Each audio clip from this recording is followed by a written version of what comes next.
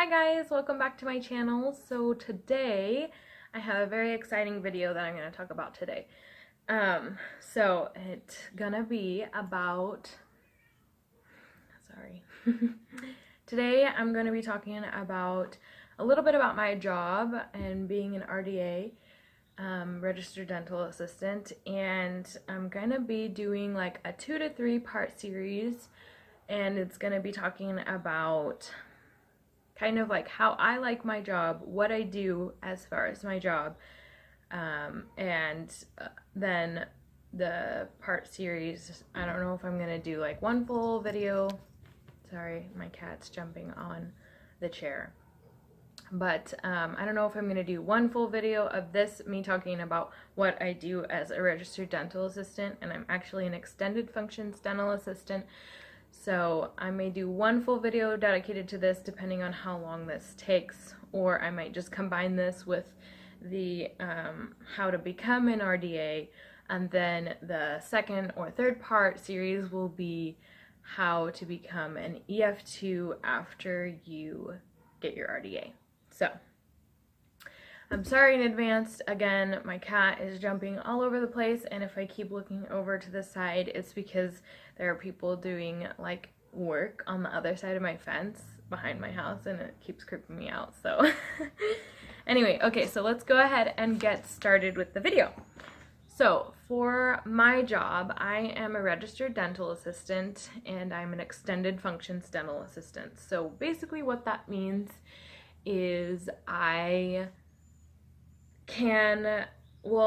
basically as a registered dental assistant, you are like the nurse to the doctor.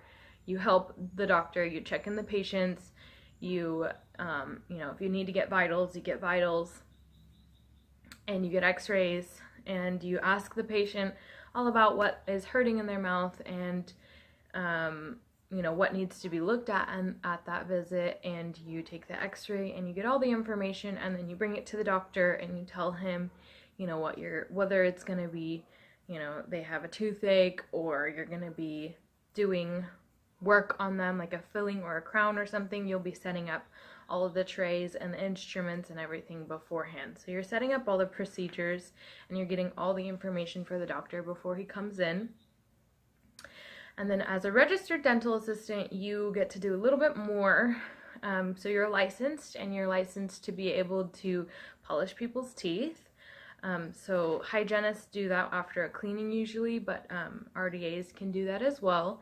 You can also place sealants if you take the course for it. Not every RDA has the certification for the sealants.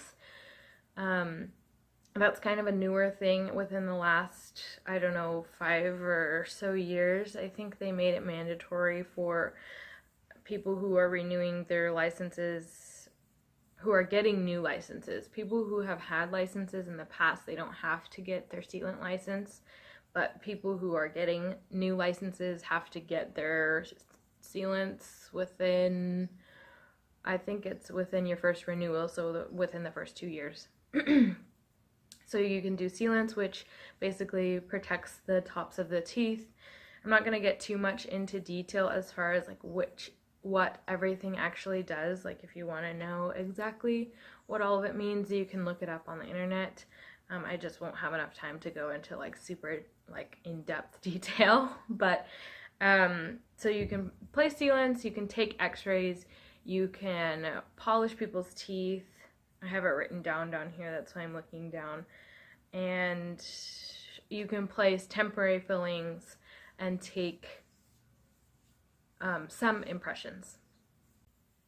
So as an Ef2, you are able to do a little bit more than what the RDAs do. So you can do everything that they can do, but then you can also place fillings and crowns and impression cord, and you can take impressions for permanent restorations as long as they still have teeth in their mouth. They can't completely have, you can't take impressions for dentures, basically.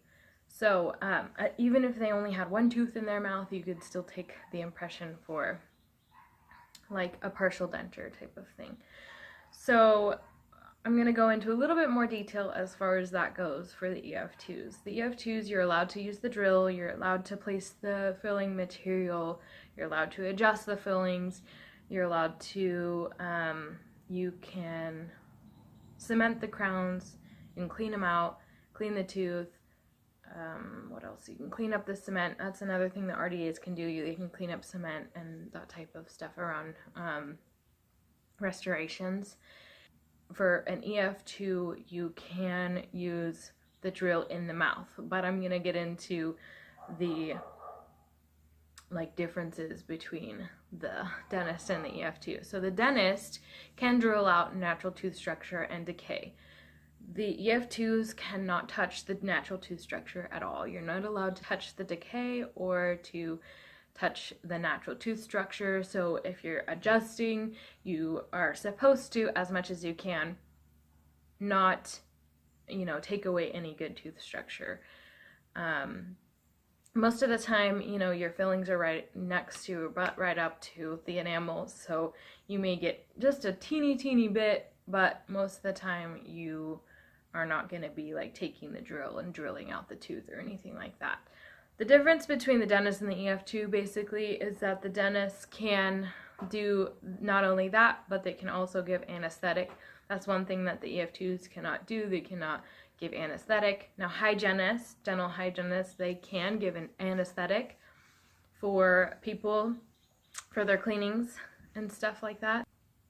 So anyway, so my job, I can do not only the fillings and the crowns, we can also place impression cord, which impression cord is just a little cord that you pack in the gum tissue prior to taking a scan or an impression for a crown.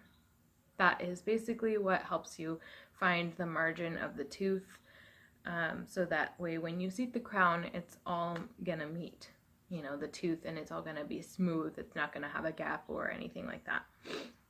And then the last thing that we can do is the impressions for tooth-borne appliances or crowns or anything like that. So there's a lot of stuff that the Ef2s can do, and it's really exciting. It kind of widens your range of what you're doing. As far as an assistant goes, I love being an assistant. I loved being an assistant from the day that I started, and the reason I think why is because you have such a wide range of things that you're going to be doing. Unless you work for a dentist that, say, is a specialty dentist where they only do root canals or they only do oral surgery, but even in that case, I feel like, every tooth is a little bit different and you're doing a little bit different things. But for the most case, as a general dentist or somebody who does a lot of restorations or something like that, you're doing a lot of different things. You're never doing the same thing all day long, which I love. I love change, and I love to be, I feel like it just keeps my attention a little bit more. And the same thing goes for an Ef2. You just get more range of stuff that you're doing, and so I just feel like I'm never bored at my job. It's really exciting, and I love what I do. I love caring for patients. Originally, before I decided to become an RDA, I actually went to school to become a medical assistant, and I did the first semester of that. And the same thing about the medical assistant is I just wanted a wide variety of things that I could choose from doing. My cat is running around, and that's why you hear scampering back and forth. So I ended up finding this job here doing the RDA, and I switched fields, but I still feel like the satisfaction and the gratitude that I feel like I would have gotten even as being a medical assistant. I think that, you still help people, you still are there for people, and as far as I go, I'm a very compassionate person, and I love, just being around people and helping them, and especially the people who are in pain or have, difficult cases where they, don't have a very beautiful smile, and then you change that for them, and then they leave and they have a completely different smile and they're confident. It's super satisfying to see patients leave after, those types of things go on when you help somebody. So that is basically what goes into as far as being the kind of like the difference between RDA, Ef2, and kind of a little bit about dentist and hygienist. I think I'm gonna go ahead and end this video here, and I am gonna do another video after this about the how to become an RDA and what that all entails, and there's 2 ways that you can actually go about it. So I'll do the next video about how to become an RDA, and then the video after that I'll do how you go on after that and become an Ef2.